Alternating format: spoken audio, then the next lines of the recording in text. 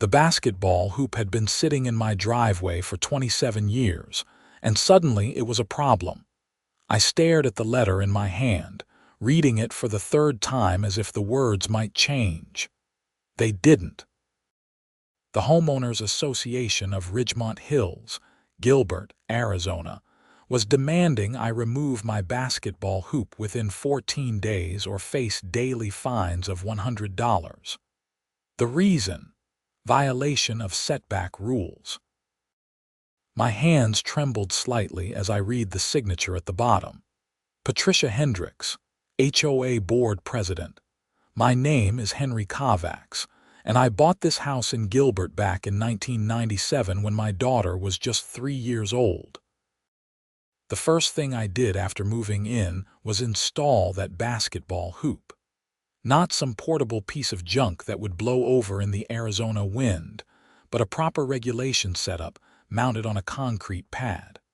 I even got approval from the HOA back then. I had the paperwork somewhere in my filing cabinet to prove it. I walked outside into the late afternoon heat, the Arizona sun beating down on my driveway. The basketball hoop stood exactly where it had always been, the pole showing signs of age but still solid, the backboard bearing the marks of thousands of shots. My daughter Rachel had learned to play on this hoop. My son Tommy had practiced here every day until he made varsity. Now my grandkids used it whenever they visited. The concrete pad beneath it was professional work, installed by a licensed contractor named Mike Torres, who still ran his business in downtown Gilbert. I remembered watching him pour that concrete in September of 1998, making sure it was perfectly level, meeting all the specifications the HOA had required back then.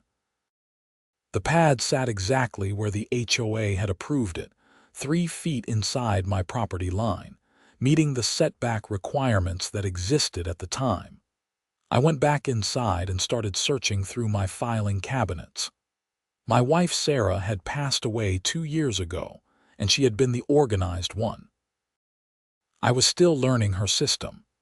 After an hour of digging through folders labeled with her neat handwriting, I found what I was looking for: a manila envelope marked Basketball Hoop Installation 1998. Inside was everything. The original request form I had submitted to the HOA board. The approval letter signed by the president at the time, a man named Douglas Freeman. A copy of the contractor's permit. Photos of the installation process. The concrete pad specifications showing it was placed 72 inches from the property line, exceeding the 60-inch setback requirement that had been in effect. I pulled out my phone and called the HOA office. A young woman answered on the 3rd ring. Ridgemont Hills HOA, this is Jennifer speaking. Hi Jennifer, this is Henry Kovacs on Sagaro Drive. I received a violation letter today about my basketball hoop, and I need to speak with Patricia Hendricks. Mrs. Hendricks is currently in a meeting. Can I take a message? Tell her I have documentation showing my basketball hoop was approved by the HOA in 1998 and meets all the setback requirements that were in place at that time. There was a pause. Sir, the current setback requirements are 10 feet for recreational equipment. When did that change? I would need to check with Mrs. Hendricks about that. Please have her call me back today. This is urgent. I gave Jennifer my phone number, though it should have already been on file and hung up. Then I called my friend Robert Chen, who lived 3 streets over in the same neighborhood. Robert was a real estate attorney who had helped me with some property issues after Sarah passed. Henry, good to hear from you. What's going on? I explained the situation. Robert listened quietly, then let out a long breath. This is the new board. They took over about 8 months ago, right after you were dealing with Sarah's estate. Patricia Hendricks won the presidency, and she brought in 2 of her friends for the other board positions. They have been making a lot of changes. Can they enforce new rules on things that were approved under old rules? That depends. Generally, no. If you had approval and were in compliance at the time of installation, you should be grandfathered in. But HOA law in Arizona can get complicated. Do you have the original approval documentation? Everything. Photos, permits, the works. Good. Keep all of that safe. I would suggest you attend the next HOA board meeting and present your case. When is that? I have no idea. They are required to hold monthly meetings. Check your HOA website or call the office. And Henry, do not pay any fines until we sort this out.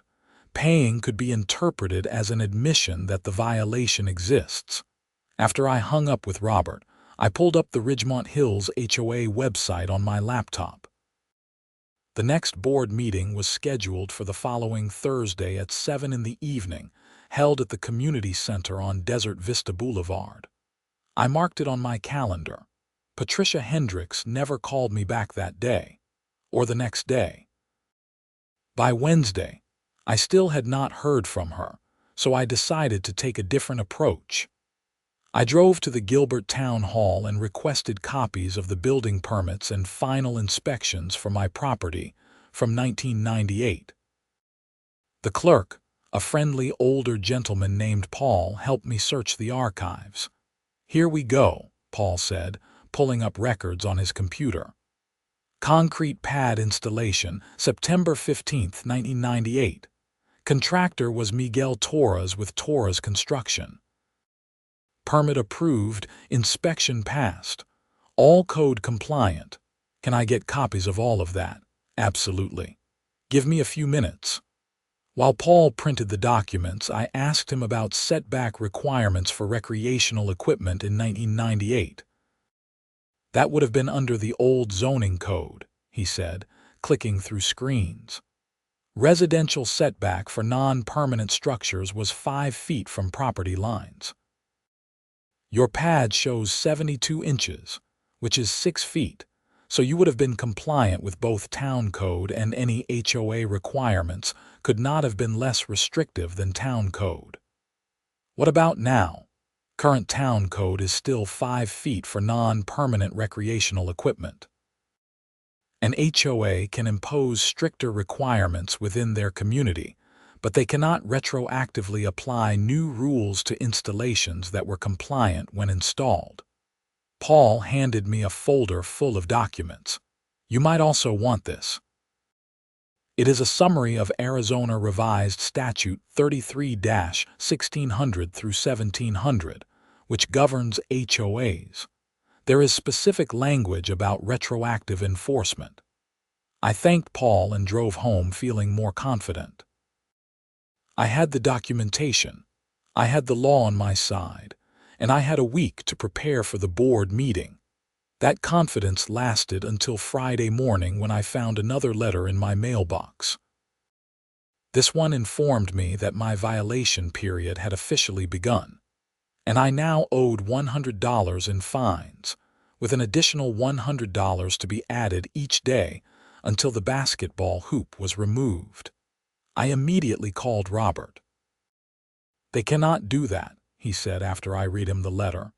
"You disputed the violation. They cannot assess fines while a dispute is pending. I am going to send them a cease and desist letter today." Will that help? It will establish a paper trail. If this goes to court, we need to show you made every effort to resolve this reasonably. Court: "Robert, I just want to keep my basketball hoop." "I know, Henry, but Patricia Hendricks has a reputation. She forced the Martins on Pueblo Road to repaint their house because she said the beige was too yellow. She made the Johnsons remove a bird feeder because she claimed it attracted rodents. She is on a power trip, and she does not back down easily." Over the weekend, I did some research on Patricia Hendricks. She had moved into Ridgemont Hills about 3 years ago, buying one of the larger homes near the golf course. Before retiring, she had been a mid-level manager at some pharmaceutical company in Scottsdale.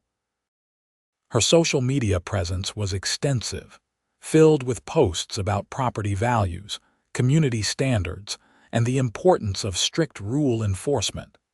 I also learned she had run for HOA president twice before finally winning last year. Her campaign had focused on what she called restoring order and excellence to the neighborhood. Looking at the meeting minutes from the past 8 months, I could see she had been busy. New landscaping requirements, restrictions on holiday decorations, rules about garbage placement, a ban on work trucks being parked in driveways overnight. Monday morning, I received Robert's cease and desist letter via email and forwarded it to the HOA office. By afternoon, I had a response, but not from Patricia. It was from a law firm in Scottsdale, Brennan and Associates. The letter stated that the HOA's position was legally sound, that I was in violation of current community standards, and that the daily fines would continue to accumulate. "They lawyered up fast," Robert said when I called him. "That tells me they were expecting pushback. This was planned." "Why would they plan to target my basketball hoop?" "Maybe not your basketball hoop specifically, but they are clearly working through the neighborhood looking for violations. You are probably not the only one getting letters." Robert was right. That evening, I walked around the neighborhood and started talking to neighbors. The Patels 4 houses down had received a violation notice about their front yard rock garden, which had been there for 15 years. The Schneiders across the street were being forced to remove a swing set that did not meet new safety setback requirements, even though it had been professionally installed 7 years ago.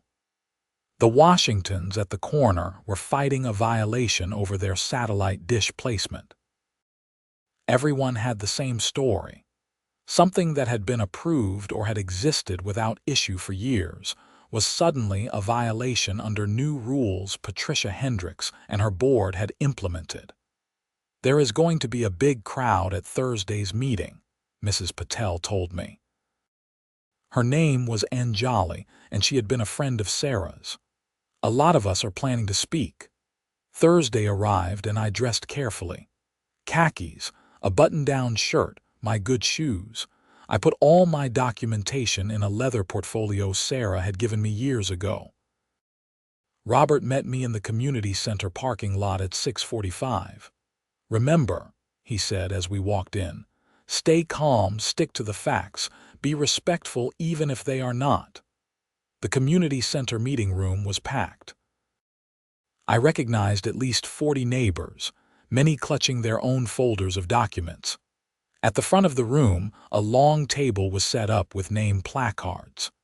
Patricia Hendricks sat in the center, flanked by 2 other board members, Carol Morrison and Linda Pemberton. All 3 women appeared to be in their mid-50s. All wore business casual attire, and all had the same tight-lipped expression.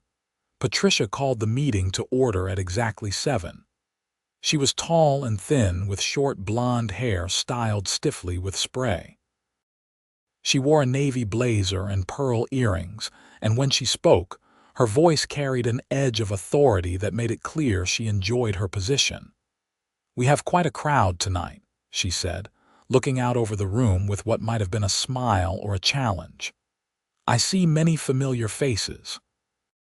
Before we begin public comment, I want to remind everyone that we have a 3-minute time limit per speaker. The board will not engage in debates during the public comment period. If you wish to submit documentation, please provide it to our secretary, Carol, before the meeting concludes. She went through the standard board business first: minutes from the last meeting, financial reports, approval of landscape contract renewals. It took 45 minutes and I could feel the tension building in the room. Finally, she opened the floor to public comment. A man named George Sullivan was first. He had received a violation for having a small shed in his backyard that had been there since 2005. He presented his approval documents from that year, photographs, everything. Patricia listened without expression, then simply said, "Thank you for your comment. Next speaker." Anjali Patel went next, explaining that her rock garden was a xeriscaping project done to conserve water, which was encouraged by the town of Gilbert. Patricia's response was the same. "Thank you for your comment. Next speaker." One after another, neighbors presented their cases. Each time, Patricia offered no response beyond dismissal. By the time it was my turn, I was angry but determined to keep my composure. I approached the podium and introduced myself. "Mrs. Hendricks, board members, my name is Henry Kovacs. I live at 4217 Sagaro Drive. I received a violation notice regarding my basketball hoop, which the HOA claims violates setback rules. I am here to demonstrate that this is incorrect." I opened my portfolio and held up the documents. In August of 1998, I submitted a formal request to install a basketball hoop on a concrete pad in my driveway. The request was approved by the HOA board on August 23, 1998. I have the approval letter signed by Douglas Freeman, who was board president at that time. Patricia's expression did not change. The concrete pad was installed by a licensed contractor in September of 1998. I have copies of the building permit issued by the town of Gilbert, the inspection certificate showing it passed all code requirements, and photographs documenting that the pad was placed 72 inches from my property line, which exceeded the 60-inch setback requirement in effect at that time. I placed copies of everything on the table in front of Carol Morrison. The basketball hoop has remained in the exact same location for 27 years without any complaints or violations. It cannot be retroactively declared non-compliant with rules that did not exist when it was installed. Under Arizona Revised Statute 33-1609, an HOA cannot enforce new rules on existing structures that were compliant at the time of installation. I looked directly at Patricia. "I am requesting that the board withdraw the violation notice and cease all fines." For the first time that evening, Patricia leaned forward. "Are you finished, Mr. Kovacs?" "Yes. Thank you for your comment. Next speaker." "Wait," I said, unable to help myself. "That is it. You are not going to address anything I just presented." Patricia's eyes narrowed. "Mr. Kovacs, the public comment period is not a time for discussion. The board will review all submitted materials and provide responses in writing. Please take your seat. You are disrupting the meeting." Robert put a hand on my arm. I wanted to argue, to demand a real answer, but I knew it would not help. I returned to my seat, my heart pounding. The meeting continued for another hour. Every single person who spoke received the same dismissive treatment from Patricia. By the time she adjourned the meeting at 9:30, the mood in the room was hostile. Outside, a group of us gathered in the parking lot. George Sullivan was red-faced with frustration. "This is insane." She did not even look at my documents. "She looked at mine," Anjali said. She looked right at them, and I could tell she did not care. "What do we do?" someone asked. Robert stepped forward. "You all did the right thing by presenting your cases. Now we wait for the board's written responses. If those responses are inadequate, you have options. You can request mediation through the Arizona Department of Real Estate, which oversees HOAs. You can file complaints, and if necessary, you can pursue legal action." "I cannot afford to sue the HOA," George said. "That is what they are counting on." "Then we need to remove them from the board," I said. The words came out before I had fully thought them through, but once I said them, I knew it was right. "We need to call a special meeting and vote them out." "That is not easy," Robert warned. "Your HOA bylaws will have specific requirements for special meetings and board removal. Usually, You need a petition signed by a certain percentage of homeowners. Then we get signatures, Anjali said. How many do we need? Robert pulled up the Ridgemont Hills HOA bylaws on his phone.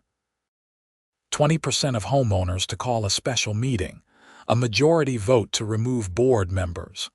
There are 240 homes in Ridgemont Hills, I said. We need 48 signatures to call the meeting. I will sign, George said immediately. Me too, Anjali added. Within minutes, we had commitments from 15 people right there in the parking lot. We exchanged phone numbers and email addresses, and I volunteered to create a petition form.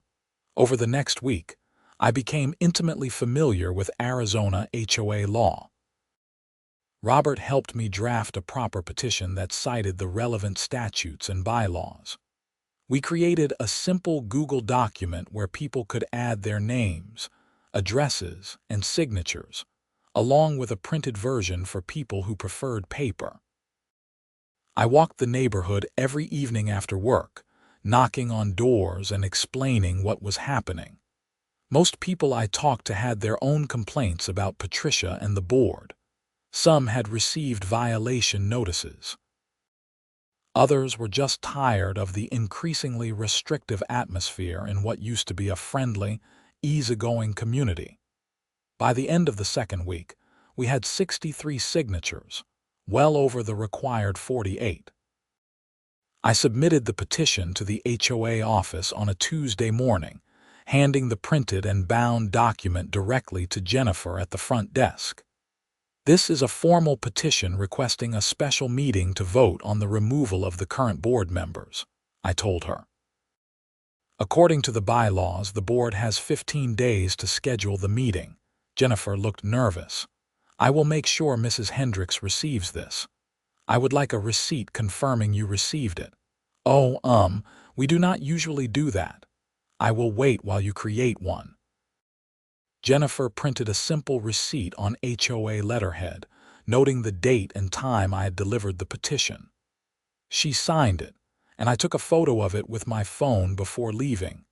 That afternoon, I received an email from Brennan & Associates, the law firm representing the HOA.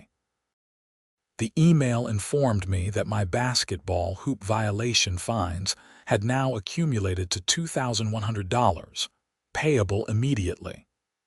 Failure to pay would result in a lien being placed on my property. I forwarded the email to Robert, who called me within minutes. They are trying to pressure you into backing down. Do not pay anything. This is intimidation. They can really put a lien on my house over this. They can try, but it would not hold up in court given your documentation. The problem is fighting a lien costs money and time. That is what they are counting on. They want you to fold. I am not folding. Good. Because I think we have a strong case not just for you, but for everyone they are targeting. 2 days later, Patricia Hendricks sent out an email to all Ridgemont Hills residents. The subject line was regarding recent petition. I opened it with a mix of curiosity and dread. The email was long and filled with corporate speak, but the message was clear. Patricia claimed the petition was invalid because some signatures were from households in arrears on HOA dues. She stated that the current board was acting within its authority to enforce community standards. She accused those of us organizing the petition of attempting to undermine property values and create chaos. The final paragraph was the kicker. Patricia announced that the board had voted to impose a special assessment of $500 per household to cover legal fees associated with defending the HOA against what she called frivolous challenges. The assessment was due within 30 days. My phone started ringing immediately. Anjali called first. Did you see this? She is charging all of us $500. It is retaliation, I said. She is trying to make everyone angry at us for starting the petition. George Sullivan called next, then Mrs. Washington, then at least a dozen other neighbors. Everyone was outraged. but some were also worried. $500 was a lot of money for some families, especially coming out of nowhere. Robert called an emergency meeting at his house that evening. About 30 people showed up, cramming into his living room and spilling onto his back patio. "This special assessment is likely illegal," Robert explained to the group. "Arizona law requires HOA boards to give homeowners advance notice of special assessments, along with documentation of why the assessment is needed. They cannot just spring this on you with 30 days' notice because they are facing a petition to remove them." "So what do?" someone asked. "We file a complaint with the Arizona Department of Real Estate. We document everything, and we make sure that special meeting happens." "What if they refuse to schedule it?" Anjali asked. "If they do not schedule the meeting within the 15-day requirement, you can file a court order compelling them to do so. But it probably will not come to that. They know they are being watched now." On day 14, with 1 day left before the deadline, Patricia finally sent out notice of a special meeting. It was scheduled for 3 weeks out on a Tuesday evening at 7, once again at the community center. But there was a catch. The notice stated that the meeting would address the petition, but board removal would require a 2/3 vote of all homeowners in the community, not just those present at the meeting. That meant we would need at least 160 votes out of 240 households to remove the board. "Can she do that?" I asked Robert. He reviewed the bylaws carefully. "It is ambiguous. The bylaws say board removal requires a majority vote, but they do not specify if that means a majority of those present or a majority of all homeowners. Patricia is interpreting it in the way that most benefits her. That is impossible. We will never get 160 households to show up. Then we do proxy votes. The bylaws allow homeowners to designate someone else to vote on their behalf if they cannot attend. We need to get proxy forms to everyone who supports removal but cannot make the meeting." The next 3 weeks were exhausting. I took time off work to coordinate with the growing group of neighbors working to remove the board. We created proxy forms and spent our evenings collecting them. We sent emails, posted on the neighborhood social media groups, and went door to door. We also compiled a comprehensive document outlining all the issues with Patricia's board: the retroactive enforcement of rules, the refusal to consider documentation, the illegal special assessment, the general atmosphere of hostility they had created. We printed copies for every household and delivered them personally. Patricia and her board did not stay silent. They sent multiple emails defending their actions, claiming they were protecting property values and maintaining community standards. Patricia even organized a counter-campaign, though it seemed to consist mainly of her and her 2 board allies going door to door telling people that removing the board would create legal chaos. 3 days before the meeting, I received a certified letter from Brennan and Associates. Inside was a notice that the HOA had filed a lien on my property for unpaid fines totaling $3,500. The letter stated that if I did not pay within 10 days, the HOA would begin foreclosure proceedings. I sat at my kitchen table staring at the letter, feeling sick. Foreclosure. They were threatening to take my house over a basketball hoop. Robert came over that evening and reviewed the lien paperwork. This is aggressive, even for them, but it is also stupid. They filed this lien knowing you have documentation proving the violation is invalid. That is going to look really bad if this goes in front of a judge. What if we do not get enough votes to remove them? What if they stay in power and keep coming after me? Then we take them to court and we win. Henry, you have everything you need to fight this. But I understand you are worried. Anyone would be. The night before the special meeting, I could not sleep. I lay in bed thinking about Sarah, wishing she were there. She had always been better at dealing with conflict, at staying calm under pressure. I was an engineer, a problem solver, but this was not a problem I could solve with logic and math. This was about people and power and egos. Around 2 in the morning, I got up and walked out to my driveway. The basketball hoop stood in the shadows, the Arizona night air finally cool after another scorching day. I thought about all the memories tied to this simple piece of equipment. Teaching Rachel to shoot free throws when she was 8. Tommy practicing his three-pointers every evening before dinner. Sarah bringing out lemonade on summer afternoons while the kids played. I thought about the last time my grandkids had visited, just a few months ago. My grandson Ethan, who was 7, had made his first basket without help, and the pride on his face had been worth everything. My granddaughter Lily, who was 5, had mostly just chased the ball around, but she had laughed the whole time. This was not about a basketball hoop. This was about my home, my memories, my right to live peacefully in a house I had paid for and maintained for nearly 30 years. I went back inside and wrote down everything I wanted to say at the meeting. I revised it 3 times before I was satisfied. The day of the special meeting arrived. I got to the community center an hour early and found the parking lot already filling up. Inside, Robert and Anjali were organizing proxy forms, making sure we had everything properly documented. "How many do we have?" I asked. 143 confirmed votes for removal, Robert said. "That includes proxies. We are 17 short of the 2/3 requirement." My stomach dropped. "We are not going to make it.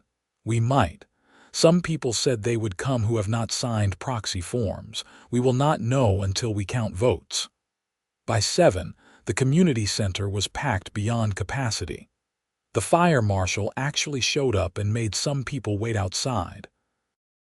Every seat was filled, people lined the walls, and there was an energy in the room that felt electric and dangerous. Patricia and her board members sat at their table looking calm. But I noticed Patricia kept glancing at the crowd with something that might have been worry in her eyes. She called the meeting to order and immediately tried to establish control. "Tonight we are here to address a petition calling for the removal of the current board. Before we proceed to any vote, I want to remind everyone of the serious nature of this action. Removing a board midterm creates instability and exposes the community to legal and financial risks. The current board has worked tirelessly to improve our community standards and protect property values. By harassing longtime residents," someone shouted from the back. Patricia's face hardened. "Outbursts will not be tolerated. This meeting will be conducted according to proper procedure." She went on for another 10 minutes, defending every decision the board had made. Then she opened the floor to discussion. I was the first to speak. "My name is Henry Kovacs, and I am one of the residents who organized this petition. I have lived in Ridgemont Hills for 27 years. I have paid my dues on time, maintained my property, and been a good neighbor. 8 weeks ago, I received a violation notice claiming my basketball hoop violates setback rules. This basketball hoop was approved by the HOA in 1998 and has been in the exact same location ever since. I provided comprehensive documentation proving this, and the board has ignored all of it. Instead, they have fined me over $3,000 and placed a lien on my property threatening foreclosure." There were angry murmurs throughout the room. This is not about rules or property values. This is about a board that has decided it can retroactively enforce new standards and punish anyone who objects. I am not the only one. The Patels, the Sullivans, the Schneiders, the Washingtons, dozens of families are being targeted for things that were perfectly acceptable until 8 months ago. I looked directly at Patricia. This board has abused its authority. It has acted without transparency or fairness. It has created an atmosphere of fear and resentment in what used to be a friendly community. That is why we are calling for removal. Not because we want chaos, but because we want to return to reasonable governance. The applause that followed was thunderous. Patricia tried to gavel it down, but it continued for almost a minute. Other people spoke. Anjali detailed her rock garden situation. George described the shed he had been forced to remove, despite having all the original approvals. Mrs. Washington talked about her satellite dish and how the board's new rules violated federal telecommunications law. Patricia and her board members tried to respond, but their answers were weak. They kept falling back on the same talking points about standards and property values, but it was clear they had not expected this level of organized opposition. Finally, it was time to vote. Robert stood up. According to the bylaws and Arizona law, the vote count must be verified by an independent third party. I move that we hire an attorney who is not affiliated with either side to count the votes. That is unnecessary, Patricia said quickly. Carol can count the votes. Carol is on the board being voted on, Robert countered. That is a clear conflict of interest. I have already contacted attorney Sarah Mitchell from the Gilbert office of McKinley and Associates. She is waiting outside and has agreed to serve as an independent vote counter for a flat fee of $200, split among the petitioning homeowners. There was a motion and a second, and despite Patricia's objections, the vote passed overwhelmingly to bring in the independent counter. Sarah Mitchell entered, a professional woman in her 30s carrying a briefcase. She sat up at a separate table and began organizing the ballots and proxy forms. All homeowners present who have not submitted a proxy form may vote by raising your hand when called upon, she explained. I will count each vote individually. The tally will be public and verified. The count took almost an hour. Sarah was meticulous, verifying each person's identity against the homeowner registry, checking each proxy form for proper signatures and dates. Patricia sat at the board table looking increasingly uncomfortable. Finally, Sarah stood up with her final tally. There are 240 households in Ridgemont Hills HOA. I have counted 164 votes in favor of removing the current board members Patricia Hendricks, Carol Morrison, and Linda Pemberton. 2/3 of 240 is 160. The motion to remove the board passes. The room erupted. People cheered, hugged each other, shouted with relief and joy. I felt tears in my eyes and did not bother to hide them. Patricia stood up, her face red. This vote is invalid. We will be challenging this through our attorney. You cannot just remove a lawfully elected board because you do not like the rules. Actually, they can, Sarah Mitchell said calmly. The vote was properly petitioned, properly noticed, and properly conducted. Under Arizona law and your own bylaws, the removal is effective immediately. We will see about that, Patricia snapped.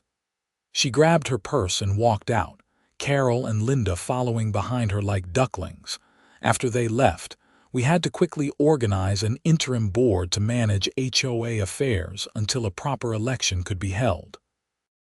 Robert agreed to serve as temporary president. Anjali and George volunteered for the other two positions. It was not ideal, but it was a start. The meeting finally ended around 11. I drove home exhausted but relieved, though I knew this was not really over. I was right. The next morning, I received an email from Brennan and Associates stating that Patricia Hendricks, Carol Morrison, and Linda Pemberton were challenging the validity of the vote and would be seeking an injunction to remain in their positions until the matter could be litigated. Robert called an emergency meeting of the new interim board at his office. They are going to drag this out as long as possible, he said. Meanwhile, there is confusion about who actually has authority to act on behalf of the HOA. Can they do that? Anjali asked. Just ignore the vote. They can try, but the vote was legitimate. We have an independent verification from a licensed attorney. Any judge is going to uphold it. How long will it take to get in front of a judge? I asked. Depends on how aggressive we are. If we file for an emergency hearing, maybe 2 weeks. Let's do it. The longer this drags on, the more chaos there is. Robert filed the paperwork that afternoon. In the meantime, the 3 former board members were still acting as if they had authority. Patricia sent emails to contractors. Carol tried to access the HOA bank accounts, and Linda scheduled a board meeting for the following week. It was chaos. Half the neighborhood looked to the interim board for guidance. The other half was confused about who was actually in charge. And through it all, the daily fines kept accumulating on my account and several others. The emergency hearing was scheduled for the following Thursday at the Maricopa County Superior Court in Phoenix. Robert represented the interim board and, by extension, the homeowners who had voted for removal. Brennan and Associates represented Patricia and the former board members. I attended the hearing along with Anjali, George, and about 20 other concerned homeowners. We filled several rows of the courtroom gallery. The judge was a woman in her 60s named Judge Ellen Torres. She listened to both sides present their arguments. Brennan and Associates claimed the vote had been improperly noticed, that proxy forms were not properly verified, and that the removal motion itself was invalid because it did not give specific cause for removal. Robert methodically dismantled each argument. He presented the certified delivery receipts for the meeting notices. He showed Judge Torres the proxy forms with their proper signatures and dates, along with Sarah Mitchell's verification. He cited the specific sections of Arizona HOA law that allowed homeowners to remove board members with or without cause through a proper vote. Judge Torres asked pointed questions of both attorneys, and I got the sense she was not impressed with the former board's arguments. After 90 minutes of testimony and argument, Judge Torres made her ruling. The court finds that the special meeting was properly called, properly noticed, and properly conducted. The vote to remove the board members was valid under both Arizona law and the HOA's governing documents. The removal is upheld. The temporary injunction sought by the former board members is denied. She looked directly at the table where Patricia, Carol, and Linda sat with their attorney. Furthermore, the court notes that the former board members continued to act with authority after being properly removed, which constitutes misuse of position. The court orders the former board members to immediately cease all actions on behalf of the HOA and to return all HOA property, records, and access credentials to the interim board within 48 hours. Failure to comply will result in contempt charges. We walked out of that courtroom feeling victorious, but Patricia had one more surprise waiting for us. 2 days later, when the interim board finally gained access to the HOA bank accounts, Robert discovered that Patricia had transferred nearly $40,000 to Brennan and Associates as an advance retainer for legal services. She had done this the day after the vote, clearly knowing she was about to be removed. "Can she do that?" I asked when Robert called to tell me. No, she had no authority to spend that money once she was voted out, but getting it back will require more legal action. Against the law firm. Against both Patricia personally and the firm. They should not have accepted that money knowing there was a dispute about board authority. The interim board voted unanimously to file suit to recover the funds. We also filed a complaint with the Arizona State Bar against Brennan and Associates for accepting payment under questionable circumstances. While all of this was unfolding, I still had the practical problem of my basketball hoop violation and the lien on my property. At our first official interim board meeting, held 2 weeks after Judge Torres's ruling, Robert moved to rescind all violations issued by the previous board that were based on retroactive rule enforcement. The motion passed unanimously. "Henry, the violations against you are withdrawn," Robert said. "The fines are canceled. We will file to release the lien on your property." "What about the money they already collected from fines?" Mrs. Washington asked. She had paid $200 in fines before the board was removed, afraid they would put a lien on her property too. "We will refund any fines that were improperly collected," Robert said. "It will take time to sort through all the accounts and documentation, but everyone will get their money back." Over the following weeks, the interim board worked to undo the damage Patricia had caused. We rescinded the illegal special assessment. We reviewed all the rule changes she had implemented and rolled back the ones that were overly restrictive or retroactively enforced. We sent letters to every homeowner who had received violations, inviting them to resubmit their cases for review. The basketball hoop in my driveway stayed exactly where it had been for 27 years. But we were not done with Patricia yet. In going through the HOA financial records, Robert discovered something troubling.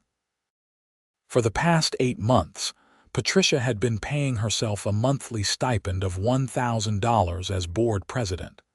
The HOA bylaws clearly stated that board service was voluntary and unpaid. "This is embezzlement," Robert said when he showed me and the rest of the interim board the records. She paid herself $8,000 from HOA funds for a position that is legally unpaid. "We need to report this to the police," Anjali said. "Agreed. But we should also check if Carol and Linda received any payments." They had. Each had been receiving $500 per month. Together, the three of them had stolen $17,000 from the HOA. Robert filed a police report with the Gilbert Police Department. 2 detectives came to interview the interim board and review the financial records. They also questioned several homeowners about the former board's actions. The investigation took 3 months. During that time, we held a proper election for a permanent board. Robert, Anjali, and George all won seats. I declined to run, feeling I had done my part and preferring to return to normal life. The lawsuit to recover the money Patricia had transferred to Brennan and Associates settled out of court. The law firm agreed to return $30,000 and pay an additional $10,000 to cover the HOA's legal costs. The state bar issued a censure but no serious penalties. Then, in late November, nearly 6 months after the initial letter about my basketball hoop, Gilbert police arrested Patricia Hendricks, Carol Morrison, and Linda Pemberton on charges of theft and fraudulent schemes. Each was charged with multiple felonies related to their embezzlement of HOA funds. I read about it in the Gilbert Tribune, and I felt a strange mix of satisfaction and sadness. Patricia had come into our neighborhood wanting to make a mark, to impose her vision of order and excellence. Instead, she had created chaos, hurt people, and now faced serious criminal charges. The criminal case moved through the court system over the following year. I was called to testify about my basketball hoop violation and the pattern of behavior the board had exhibited. Other homeowners testified too, painting a picture of systematic abuse of authority. In the end, Patricia pleaded guilty to theft and was sentenced to 3 years of probation, ordered to pay full restitution of the $8,000 she had taken, and banned from serving on any HOA board in Arizona for 10 years. Carol and Linder received similar sentences with smaller restitution amounts. The civil lawsuit by the HOA to recover the remaining $7,000 from Patricia, personally, was still pending when I decided I had spent enough time and energy on the whole mess. Life gradually returned to normal in Ridgemont Hills. The new board under Robert's leadership operated transparently and fairly. They established a proper appeals process for violations. They created clearer guidelines for rule changes. They focused on maintaining common areas and fostering community, rather than finding things to complain about. My basketball hoop became something of a neighborhood symbol. People would drive by and point it out, telling the story of the HOA battle to their kids or visiting relatives. A reporter from the Arizona Republic even did a feature article about HOA overreach, using my case as the central example. I still live in the house on Saguaro Drive. My grandkids still use that basketball hoop when they visit. Last month, Ethan made 10 free throws in a row, and I cheered like he had won a championship. Sometimes in the evening, I sit on my front porch with a cold drink and watch the neighborhood kids play basketball in my driveway. I think about Sarah and how she would have loved to see this become a gathering spot for the community. I think about how close I came to losing my home over something so simple. Mostly, though, I do not think about Patricia Hendricks or the HOA battle at all. I just watch the kids play. Listen to the sound of the ball bouncing on that concrete pad poured back in 1998, and feel grateful that common sense and fairness eventually prevailed. The basketball hoop is still there, right where it has always been, right where it belongs. And nobody is going to make me move it ever again.